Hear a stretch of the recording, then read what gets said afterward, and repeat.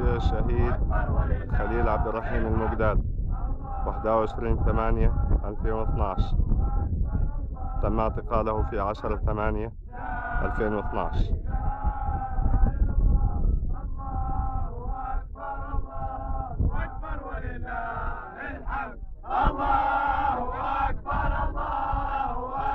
درعا غصن.